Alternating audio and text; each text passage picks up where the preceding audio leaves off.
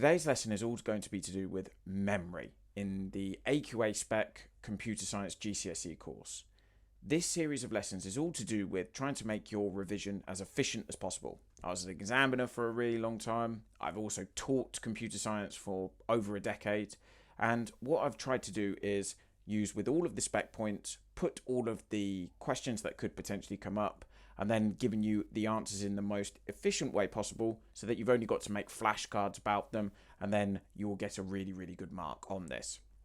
Today's lesson is going to be covering these spec points on the AQA specification. So we're going to look at embedded systems and RAM and ROM primary memory.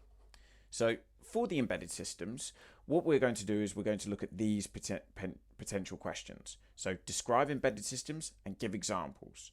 So for this answer, what I would go for is a computer system within a larger system with one purpose, e.g. a fridge or a microwave. The next question would be state two embedded systems in a car. This could be particularly any situation, but I just thought it would be a good idea to use it with a car. So this would be a car parking system, GPS, automatic windows. So the list goes on for this. You've then got describe a general purpose computer, which is the reverse of an embedded system.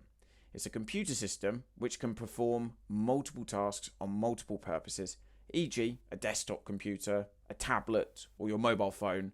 They are all examples of things that are not embedded systems. The spec points on these ones are all to do with how memory and how RAM, ROM, cache and registers fall under a category of primary storage. So it might say, describe and give an example of primary storage. So a piece of memory that is directly connected to the CPU, which is like RAM, ROM, and people don't sometimes forget that cache and registers are examples of those as well. They would also might say, describe and give an example of secondary storage and get you to compare it with the primary storage. So secondary storage is non-volatile, which we're going to come on to in a minute, permanent storage for files and applications when not in use by the computer. The next one is going to be all about the differences between RAM and ROM. Now, to make this as easy as possible for you, what I've tried to do is I've tried to put it in a table, which is just going to be easy for you to put on the back of a flashcard. And you can just go over this on multiple times until you have all of the information. So the purpose of each of them: RAM stores instructions and data in use by the computer in the moment.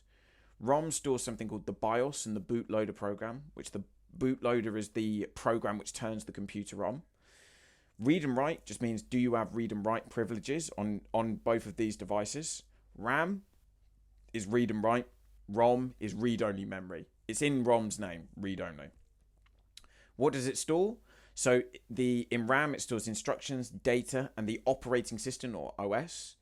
ROM, BIOS, and bootloader program. Volatile or non-volatile, which RAM is volatile, ROM is non-volatile. Again, going on just a little bit more detail about the purpose of each of them. You've got ROM is read-only memory. I put read online there, so I'll just take that out. Read-only memory.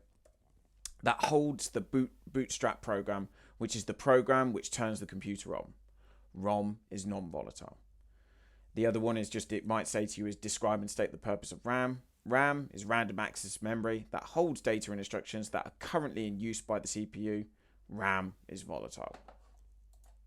Final point for today is we're just going to be looking at the terms volatile and non-volatile. So volatile is this idea that when it doesn't have power and you turn the computer back on, it forgets all of the data and information that is stored on there. Non-volatile means to when you turn it off, that it still remembers everything on there. RAM is the example of volatile storage. ROM is non-volatile. Again, brilliant idea to do as your maintenance activity is questions on the front, answers on the back. Make your two piles and go through that multiple times.